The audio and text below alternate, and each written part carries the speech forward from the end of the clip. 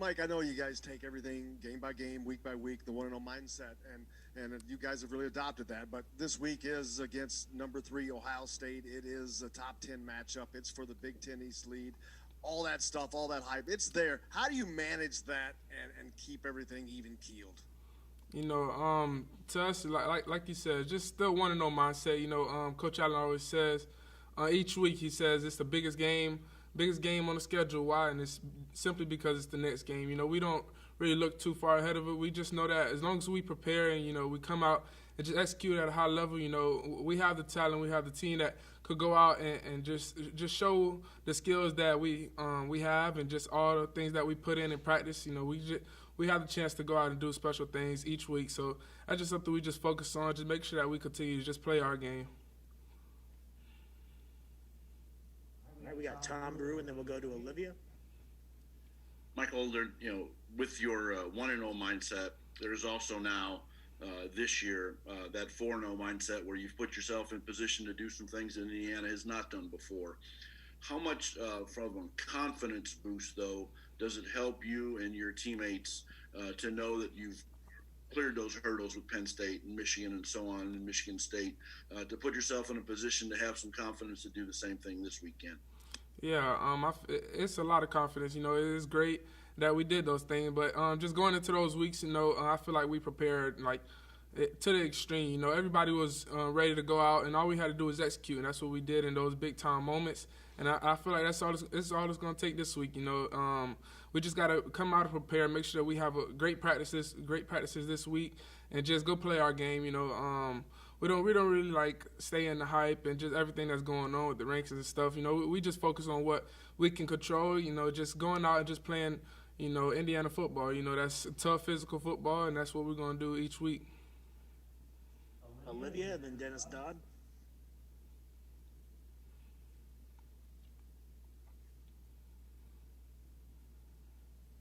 All right, go ahead, Dennis. We'll come back to Olivia. Michael, for those of us who don't know, how did you get to Indiana after Tennessee? What happened there? Yeah, well, I was committed to Tennessee. I think it was my junior year, and that's when Coach Sheridan and Coach DeBoard was there. So I've always known Coach Sheridan, Coach DeBoard. When I first got here, both of those guys are here.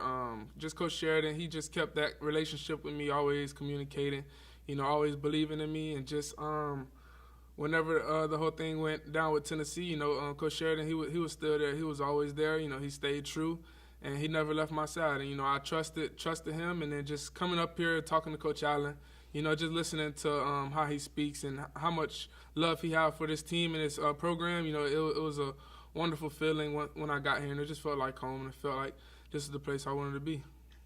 And also, do you reach that pylon against Penn State if you're right-handed, or is it just a case of, you would have rolled to the right and done the same thing?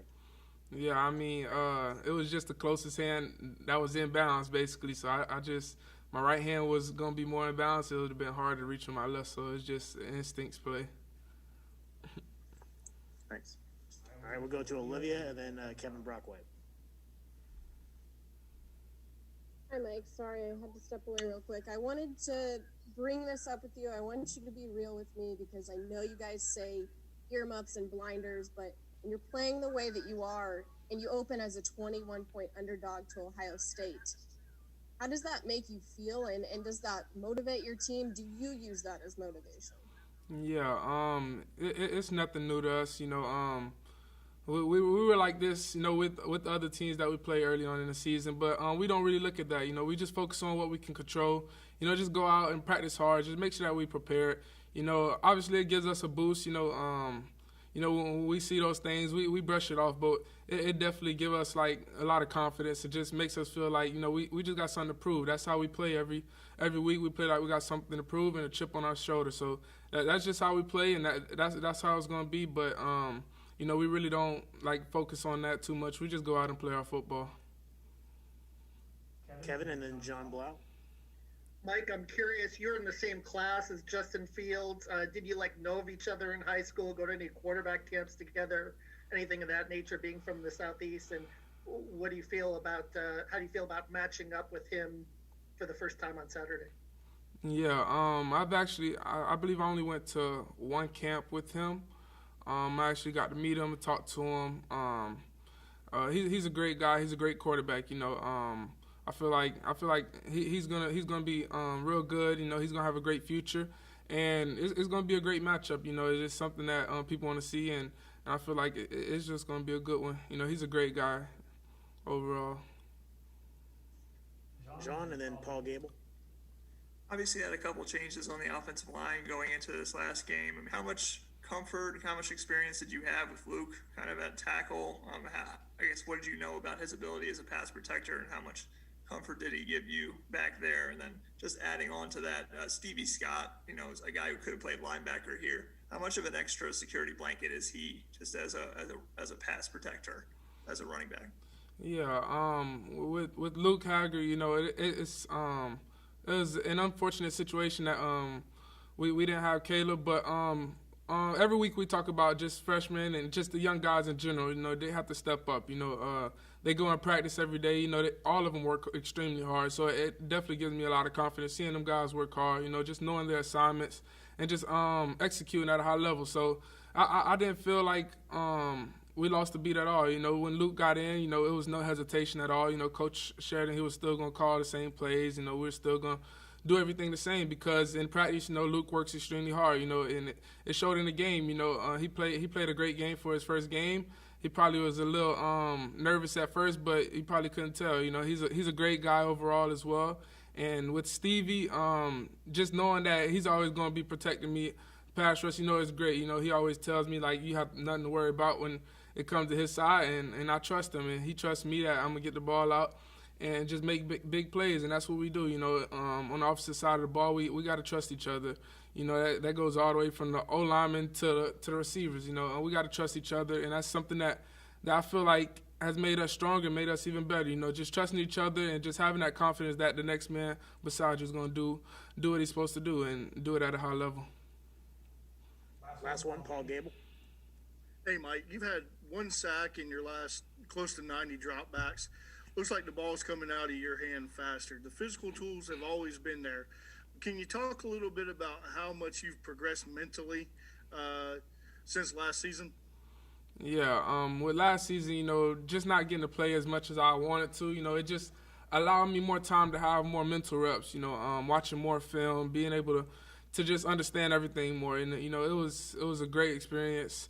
Obviously, it's not what I wanted, but, I took advantage of it. And, I just kept going, just kept staying confident, kept pushing, and I feel like just the way I prepare, every week, it definitely increased just based up because of what happened last year. It was just eye opening. It just showed me some things that I needed to work on. I was able to watch Peyton. He did a great job last year, and he put up a lot of great films so I can watch. And it was great. Just the competition as well. With Peyton last year. It was very good, and then same thing with Jack Tuttle and Dexter Williams this year. It's real good overall. Just continue to have that competitive mindset. Just going in, day out, just make sure that I prepare at a high level. I feel like I took that to the next level. And then when the season began, you had said you were looking forward to games like Saturday and shocking the world.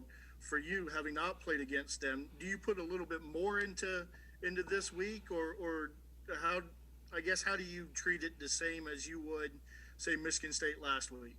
Yeah, so like I said, I definitely increased the way I prepared this season. And I don't think I'm not going to change at all. Just because of who we're going to play. I still feel like the way I prepare is great, and just making sure that we just stay confident and just go out and execute at a high level. Just make sure that the team, everybody around me, just prepares the same way and just continue to go out and just play football. It's a game, and we all put our shoulder pads on the same. We all put our cleats on the same. So we don't really look at who's this and that. We just go out and play our football and just play at a high level. All right, thank you, Michael. All right, thank you. Thanks, everyone.